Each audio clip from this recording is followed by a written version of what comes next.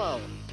In this program, I'm going to try to show you all the fundamentals of golf shot making that I've learned and applied in my own game over the past 30 years. We'll begin with the full shots, looking first at the much neglected preliminaries to swinging the club, and then at the action itself, step by step.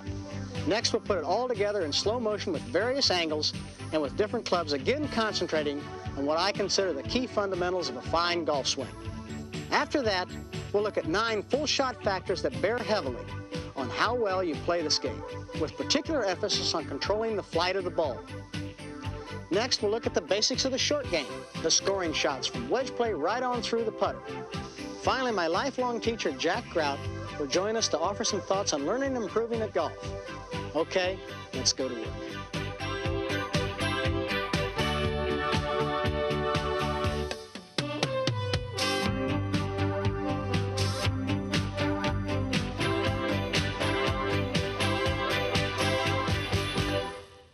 To play all the different shots in the game of golf, the rules allow 14 different clubs.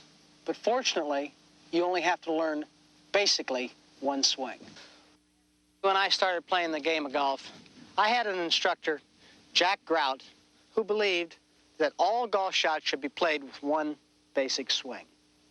He felt like the grip should be the same for all shots, the aim should be the same for all shots, the ball position should be the same for all shots, and the basic swing arc and plane should be the same for all shots.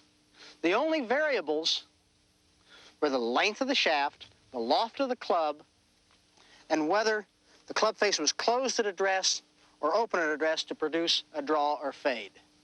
Otherwise, the golf swing was the same throughout all clubs.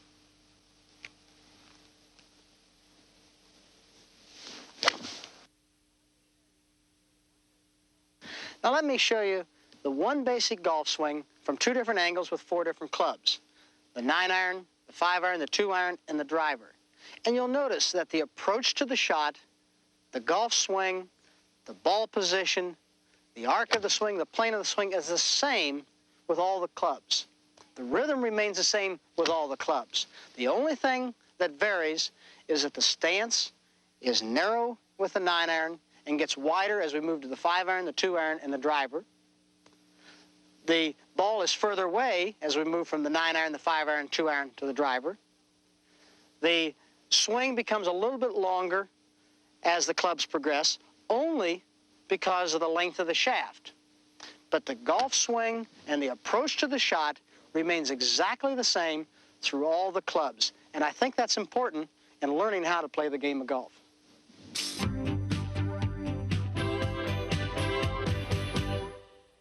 When playing varying length shots and different types of shot, the average golfer has a tendency to want to change his swing for the shot. In other words, if he's got a short 5-iron shot, he takes a short swing. If he's got a long 5-iron shot, he takes a long, hard swing. Not the same swing. I think that you should try to use the same exact golf swing for every shot. If you want to play a longer shot, hit a 4-iron. If you want to hit a shorter shot, hit a 6-iron. If you want to hit a shot right to left, close the face slightly. If you want to hit a shot left to right, open the club face slightly. Now, there's a million different things that you can do to play different shots. But basically, you want to use the same swing, the same approach with all shots. Make sure that the ball is in the proper position in the stance, and the swing is the same. Nice rhythmic golf swing with all shots. I think it'll help you.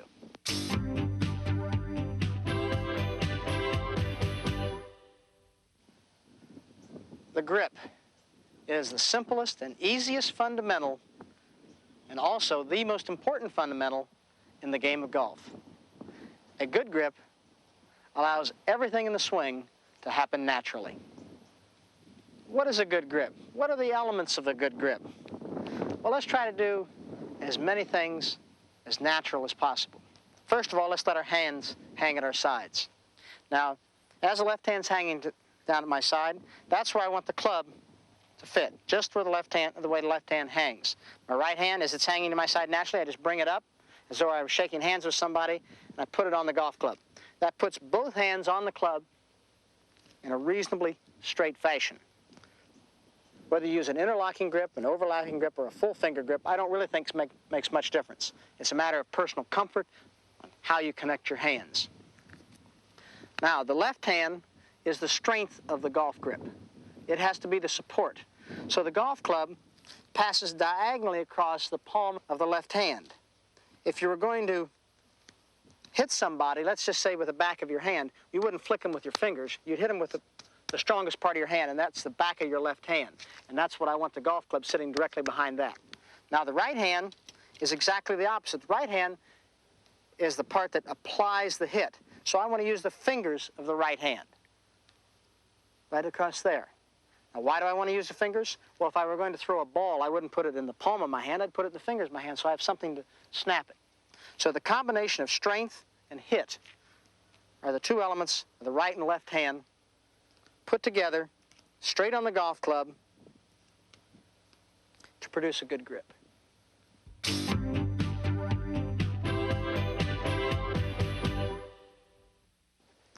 The most common fault of a golfer with a bad grip is his inability to be able to get a complete release and a full extension at the golf ball at the time of impact. Well, he thinks that he needs more strength within his grip, and he tries to take his left hand and turn it left, what we call a motorcycle grip. And he tries to take his right hand underneath the grip. He feels very strong at this position, but in fact, it's a weak position because one of two things are going to happen. One is that to keep the club face straight, he cannot release the club because he has to keep his hands forward and never really applies his power. Or two, if he does release his hands and the hands want to return to a normal position, the club face becomes closed, resulting in a duck hook. The other side of the coin is the grip that is too weak, resulting in an early release and a loss of power, or if the hands are kept to the golf ball, results in an open face at impact. Remember, you want to keep your hands straight on the golf club so that you can apply the club face squarely on the ball in a square position at impact. It's just as though your hands were hanging to your side, brought together, separated and closed. That's a good golf grip.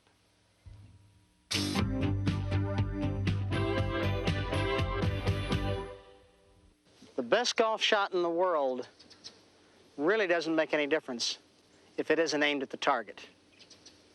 I want to show you a simple way of how I go about lining up a golf shot, and I think it'll help you.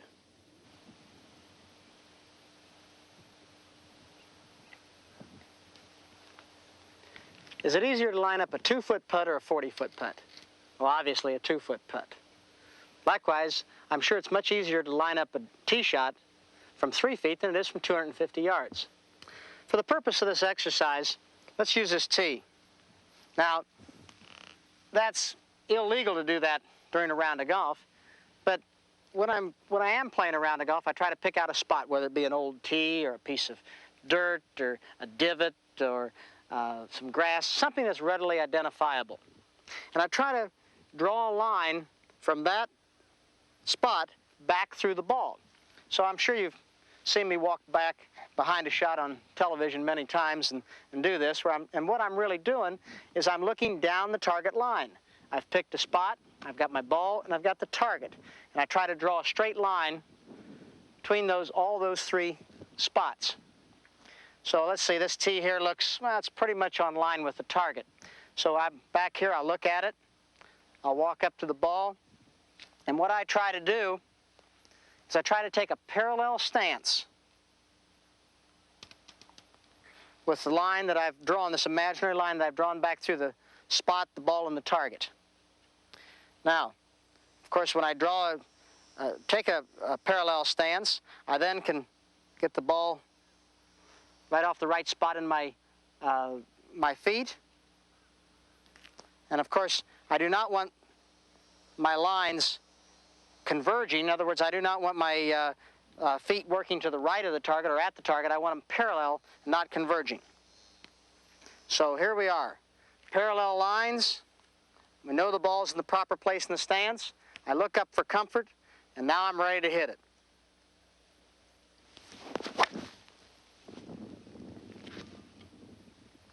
Not too bad for an old man, huh?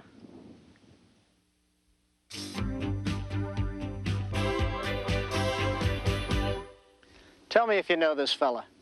He goes to the practice tee, hits the ball beautifully, stands up on the